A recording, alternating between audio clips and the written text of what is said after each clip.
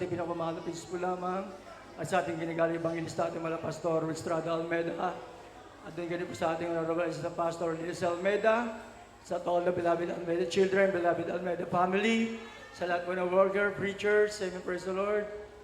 At ganyan po sa mga ating mga kapatiran, ganyan po sa baguhan. Welcome po sa gawain natin pinakamamahal na Jesus, praise the Lord. Amen. Mga minamahal, sariwain ko lang po ang kabutihan natin pinakamamahal na Jesus na ginawa sa aking buhay. Isa po ako sa mga kabataan, mga minamahal na masasabi nga problema o sakit ng magulang ng akin ng nanay ng time na yung mga minamahal ng hindi ko pa nakilalang banal na gawain ito. Sapagkat sa dako ng Nabaliches, Quezon City, mga minamahal, kami po yung mga kabataan nagtayo ng isang samahan o isang organization na kung tatawagin ay Alpacaparo Fraternity. Tunay po mga minamahal sa aming samahan ng mga minamahal na masabi mo mga minamahal na wala po talagang kapayapaan sapagkat kung saan namin mababalitaan na may mga membro kami o membro namin na agrabyado or na nasasaktan ng ibang grupo, amin po binabawian dyan mga minamahal, maging sa loob po ng simbahan, pag nakita po namin na mga kaaway namin, maging sa loob ng school, amin po kinukuha yan mga minamahal at amin po sinasaktan. Yun po yung, ganun po yung buhay ko ng time mga minamahal. Ang aking nanay ay umiiyak na po sa akin, sabi niya sa akin, kailan ko raw po babaguhin ang aking sarili. Sapagat, linggo-linggo mga minamahal, may problema po kami sa barangay. Mismo yung lugar po namin sa barangay namin, kami po ay, kumbaga parang nagiging nakikilala na sapagkat sa aming ginagawang trouble mga minamahal. Kulang na lang kami ay paalisin sa aming lugar. Tunay po mga minamahal, one time po kami nakapanakit ng isang bata na ito pala ay kamag-anak ng isang politician na hindi ko na pong banggitin na kamag-anak po ng isang congressman sa lugar po namin mga minamahal. Sabi daw po ng aming mga grupo na umalis na daw po ako mga minamahal sapagkat ako daw po ay babawian. Tunay po mga minamahal, ang aming mga kasama, nagtago po kami mga minamahal, ang Antipolo, Teresa, Tanay, maging yung Caloocan, phase 5, phase 9, phase 10 sa Caloocan, diyan po kami nagtatago mga minamahal. Doon na po dumating mga minamahal sa aking isipan mga minamahal na may Diyos naman akong pinaglilingkuran, may Diyos naman akong kinikilala, at may Diyos naman akong kinagisnan bakit naging ganito ang buhay ko. Tunay po mga minamahal, may nakapag-share po sa akin mga minamahal. Sa gawain daw po ng Jesus Miracle Crusade ay nagbabago ng buhay ng tao. Nagpapagaling ng uri ng karamdaman. Lahat maging karamdaman na tinanggihan na po ng doktor ay pinapagaling daw dito. Sapagat ako naman po mga minamahal ay reliyosong tao mga minamahal. Ngunit yung mga pinapatotoo po ng kapatiran po dito at pinapatotoo sa akin, parang sabi sa akin, parang yung salitang to see is to believe. Yung pag nakita ko, maniwala ako. Pero alam ko, ang Diyos sa akin mga minamahal ay pare-parehas lang. Ganun po yung pagka alam ko mga minamahal, iisa lang ang Diyos at kanya-kanyang pananampalataya. Doon lang po ako mga minamahal na nakapokus mga minamahal. Ngunit dumating mga minamahal ng time, sabi niya, gusto mong sumama. Nagpaunlak po ako sa kanya mga minamahal. Ako'y sumama sa dako ng Marikina, mga minamahal. Pagdating ko po sa Marikina Sport Complex, hindi niyo po ako makikita sa ganitong kalagayan. Ang itsura ko po mga minamahal ay mahaba ang aking buhok. At yan po ay nakatirintas mga minamahal. Kalbo na po dito yan. May hikaw po ko sa aking tenga, kaliwat kanan. May crucifix po ko na isang dangkal na laki.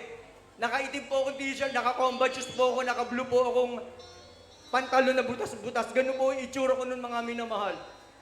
Tunay po mga minamahal, ako'y namangha mga minamahal. Sapagkat yung sinasabi ko noon na ang Diyos ay pare-parehas lang. At sinasabi ko sa akin sarili, maniwala ako, talagang makita ko.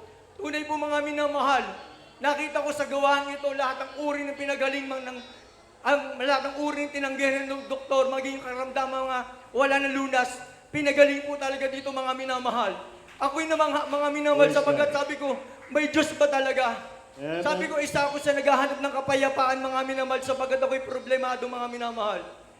Tinanggap ko po ang bautismo sa tubig sa pangalan ng ating pinamamahal po yung Praise Jesus. the Lord, Lord Jesus. August 14, 1994. Yang araw na yung tinanggap ko, mahal pa yung Jesus hanggang sa mga oras ito mga minamahal. Yung kapayapaan na hinahanap ko ay hanggang ngayon mga minamahal nakakamtam ko nagmumula sa ating Praise pinakamamahal God. pa yung Jesus. Mga minamahal, sa ating paglilingkod, mga minamahal, tunay po talaga darating sa ating mga pagsubok, mga minamahal. Kanya-kanya lang po tayong pagsubok na dumarating sa ating mga buhay.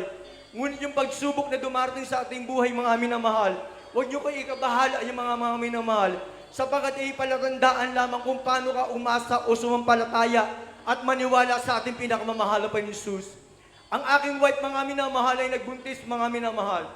Lumabas po sa kanyang panubigin, mga minamahal, na maraming tubig, mga minamahal, mula alauna ng madaling araw. Dinala ko po siya sa paanakan, mga minamahal. Pagdating, mga minamahal, doon, ang sabi ng doktor, ang iyong wife at yung bata na sa loob ng kanyang tiyan ay delikado na sapagkat wala man liquid, kumbaga tuyo na dahil lumabas na po lahat ng panubigin, mga minamahal. Ang sabi ng doktor, obserbahan natin siya. Inobserbahan ng aking beloved wife, mga minamahal, mula alauna hanggang alas 8 ng umaga. Ang sabi ng doktor, Mister, mag-decide ka na kung ilipat mo ng ibang ospital o biyakin ang yung tiyan ng yung beloved wife upang mailigtas ang bata sa loob ng kanyang tiyan. Sapagkat kritikal lang yung mag-ina. Nag-isip ako, mga minamahal, kung ilipat ko ng ibang paanakan o ibang ospital ang aking wife, baka sa sasakyan pa lang o sa ambulansya pa lang, mga minamahal, mabawiin na siya ng buhay. Sabi ko, Doc, magkano pong aking gagastusin if ever na siya po'y aking ipasisaryan?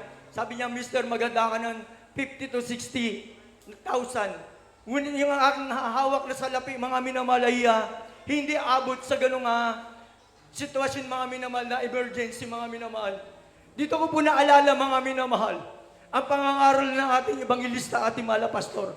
Sa oras ng kagipitan, wala kang aasahan kanino man, kundi may Diyos kang kinilala at Diyos na handang makinig sa iyo. Ayon lamang sa pananampalataya. Umuwi ako ng aming tahanan, mga minamahal, upang hindi maghanap ng mahiraman o mautangan ng pera para ipasisaryan, mga aking beloved wife. Kinuha kong aking Bible, mga minamahal, bumalik ako sa paanakan na yung mga minamahal. Hallelujah, praise the Lord talaga.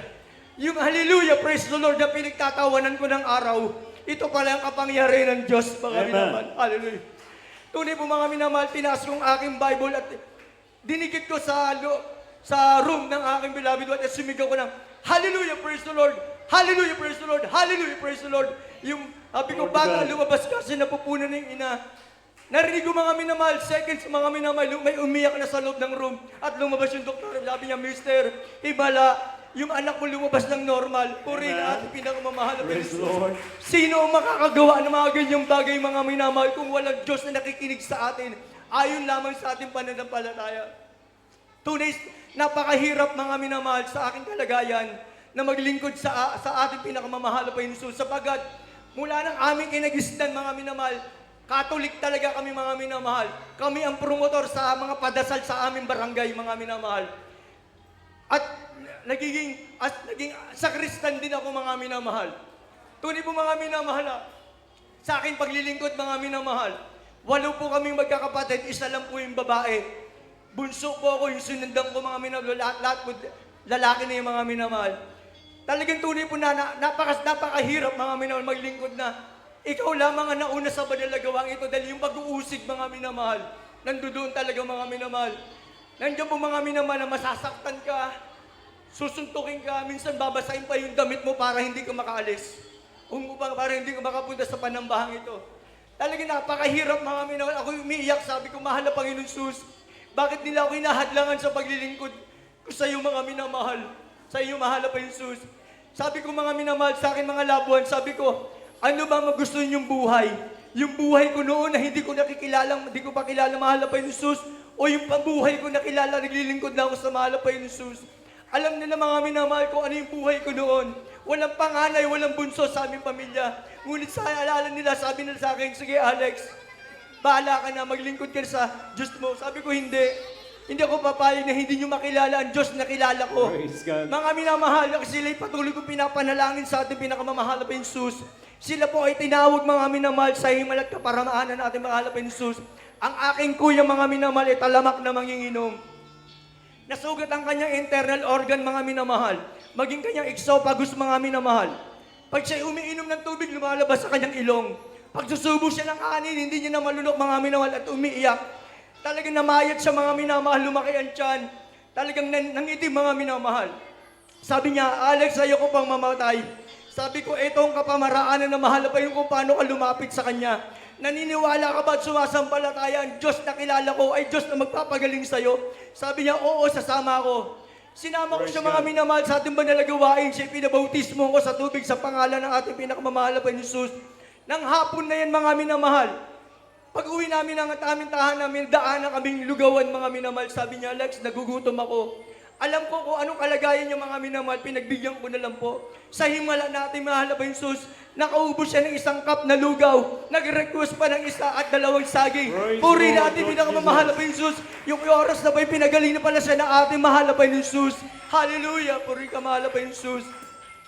At ating mga minamahal, parang San Pablo, Quezon, mga minamahal. Lumuwas po siya ng ating sa Maynila, mga minamahal. Ang senaryo naman, mga minamahal, ay lumaki na ang kanyang tiyan. Halos nasa 11 months na mga minamahal. Sabi niya, Alex, ang tiyan ko ay sobrang laki na. Ngunit ang laki pero walang movement, walang gumagalaw na bata sa loob. Sabi ko, ate, magpa-check up ka para malaman mo kung anong kalagayan na yung baby sa loob ng yung tiyan. Tunay mo nga mga minamahal, pag uwi niya ng hapon siya, nalulumo at nalulungkot. Sabi niya, Alex, wala na palang bata sa loob ng aking tiyan. Ang lumalaki na lang pala na yung itinatawag na inunan, mga minamahal. Ano sabi ng doktor? Sabi niya, kailangan daw siya raspahin o ilabas yung mga inunan na yan sapagkat yun daw po ay nabubulok at siya daw ay mamamatay. Sabi ko, anong decide mo? Sabi niya, wala akong pera, Alex. Sabi ko, sige. Sabi ko, sumampalataya ka. Kung yung pinapatotoo ko sa iyo na ang Diyos ay makapangyari sa gawain ito. Amen. Kung maniniwala ka, pagagaling ka na mahal na Jesus. Sabi ko, sumasampalataya ka ba ang Diyos ng Jesus Miracle Crusade ay ang Diyos at hari ng mga hari? Sabi niya, oo. Siya'y pinabautismo ako sa tubig sa pangalan natin mahal na Jesus. Pag uwi namin mga minamahal, sa aming pagpupuri, mga minamahal, naabot namin ang kaluwalhatian ng mahal na Jesus. Saan ka makakita mga minamahal, wala namang bata sa loob ng kanyang tiyan. Ngunit nakakaramdam siya ng para doon siya manganganak. Sabi ko, magpuri tayo. Tunay po mga pasintabi na po sa kumakain mga minamahal. Lumabas po yung mga laman na malalaki mga minamahal, dugtong-dugtong na parang gelatin mga minamahal na kulay itim. Ang dugo ay parang brown na mga minamahal. Talaga napakarami. Umiiyak ang aking nanay. Sabi niya, ano na nangyayari sa'yo? Dalahin niyo na sa ospital yan. Sabi ko, hindi. Dinala si ate sa ospital, ngunit walang nagawa ospital. Sabi ko, sa kapangyarihan ng Diyos, lumabas yan. Kaya sumampalataya ka. Kasi pinagaling ate, pinakamamahal na Jesus. Tunay po mga minamahal, sa aming pagpupuri. Natigil po yung pagdurugo, mga minamahal. Lumabas po talaga lahat. Sabi ko, magpatuloy ka sa paglilingkod sa ating mahal na Panginoon. Sa kahabangan po ng mahal na Panginoon, siya po'y ginagamit bilang adult square member po. Amen. Sa dako ng San Pablo, Quezon, mga minamahal. At patuturing ko rin po mga minamahal ang aking beloved wife. Tayo po mga minamahal hindi makakaiwas sa mga taong mapangsamantala o yung tinatawag na halangang kaluluwa mga minamahal. Sa sanlibutan ito mga minamahal, may mga taong hindi patas sa buhay. Ang aking wife mga minamahal, yung sumakay ng jeep, sunundan siya ng 4 na lalaki. Ang 4 na lalaki ito nahihiwalay-walay ng upuan. Sabay declare ng hold up. Lahat ng kanilang pakinabangan mga minamahal, cellphone, alahas, pera, kahit mga nasa loob ng bag, kinukuha, mga minamahal. Yan po ay yung mga taong halangang bito ka, mga minamahal. Ngunit dito sa atin, ipinapangaral ng ating ibanghilista, ating mahal na pastor, ang salitang hallelujah, praise the Lord, ay kapangyarihan ng Diyos. Paano na lamang mga minamahal, kung hindi natin nalaman ang aral na yan na hindi natin naunawaan, isa tayo sa mga alipin ng mga tao mapansamantala na yan. Ngunit sa kapangyarihan ng Diyos, mga minamahal, sinigaw ng aking wife, hallelujah, praise the Lord, hallelujah, praise the Lord, hallelujah, praise the Lord. Kayo mga hold-upper, magsilais kayo sa pangalan ni Jesus. Mga minamahal, yung 4 na hold-upper na yan, parang nakakita ng kung ano pa man, unahan sila pababa ng jeep, mga minamahal, takbuhan, mga minamahal. Maliban lamang po sa aking beloved wife, lahat po sila nakuha ng mga minamahal. Tunay ang pag-iingat na mahal na Panginoon Jesus sa bawat isa sa atin. Sumampalataya ka lamang. Praise the Lord. Hallelujah. At last na po mga minamahal. Patutuo rin po ang pag-iingat ng ating na mahal na Panginoon sa aking buhay mga minamahal. From Quezon City ako binigtatrabaho mga minamahal sa Bulacan, Santa Maria, Bulacan mga minamahal. Sa akin pag-uwi mga minamahal, talagang napakalakas ng ulan mga minamahal. Tumatakbo ko mga minamahal ang aking motor na mga 60 to 70 km per hour mga minamahal. Kaya matuli naman po mga minamahal ko, pero kitang-kita ko yung dulo mga minamahal. Bigla pong may lumabas na habal-habal mga minamahal sa aking harapan mga minamahal. Ang pagitan na lamang po mga minamahal ay mga tatlo o mga 5 dipa mga minamahal. Sa ganun tulin mga minamahal at basa ang kalsada, malabo ka nang magpreno mga minamahal at sasalpo ka talaga. Tunay po ang pagkabuti natin, bahala po yun, Jesus. Amen.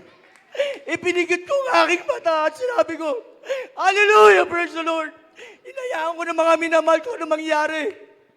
Naramdaman ko mga minamahal, naging slide na po ako. Ba't naramdaman ko sa aking katawan? Ako yung umampas mga minamahal. Tunay po mga minamahal sa aking paglinat mga minamahal. Nasa ilalim po ako ng sasakyan mga minamahal. Nasa ilalim ako ng honor mga minamahal. At ako'y dahan-dahan lumabas mga minamahal. Pinapakiramdaman ko aking sarili kong may damage ako o may pinsala sa aking katawan. Tunay po na pag-iingat natin, mahal pa ni Praise Jesus. the Lord. Wala akong sugat. Wala Lord akong Jesus. mali sa aking katawan. Kaya tunay, ang kabutihan na mahal pa yun sa atin mga minamahal. Kaya ang lahat ng kapurihan, kalwalatian, walang hanggang pasasalamat sa ating pinakamamahal na Panginoon lamang. Praise the Lord!